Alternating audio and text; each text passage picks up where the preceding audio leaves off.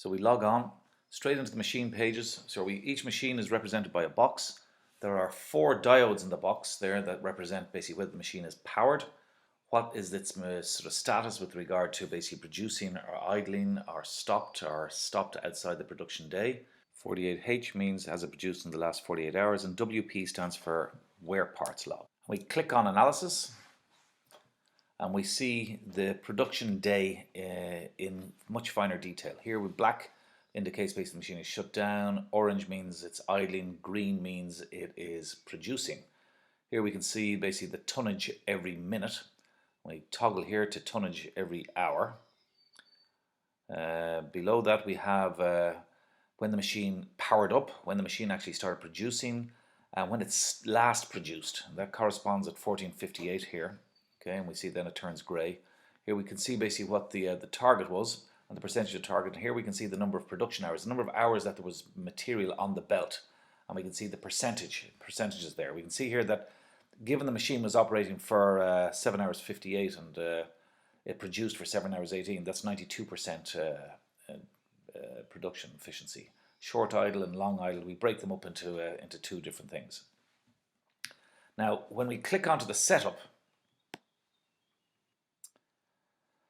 so the purpose of the setup is to set up the planned production day.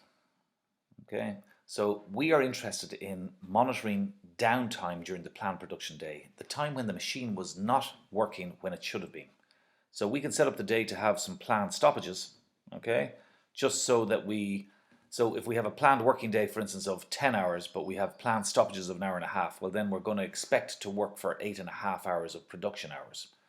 So how we do it is basically we monitor the modem. Every time it changes basically the fact whether it's producing, whether it's idling, or whether it's stopped during the planned production day, which is downtime, or whether it's stopped outside the planned production day, which is shutdown.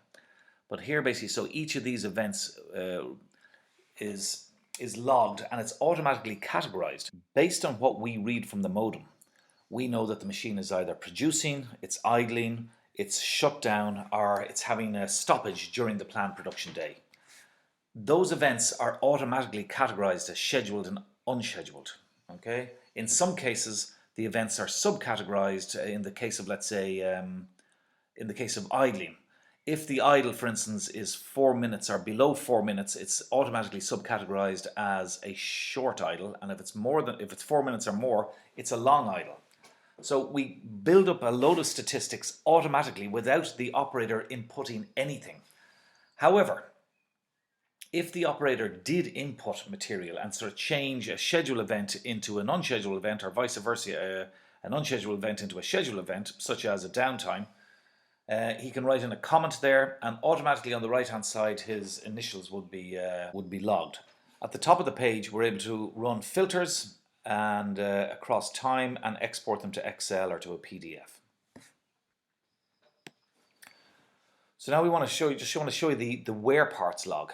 Click on the wear parts log here, and it opens up an ability to register tonnage against each part on the machine. So in this situation, what it is, it's an oil filter, and it just shows the number of days it's been in there, 620 days, and the number of tons it's done.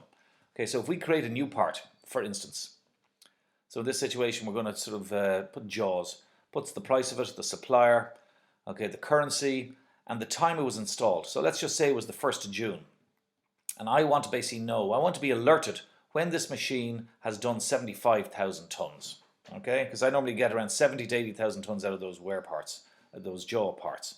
So I just put a little note in for myself, and now I save it. And it appears in the log file, as we'll see now.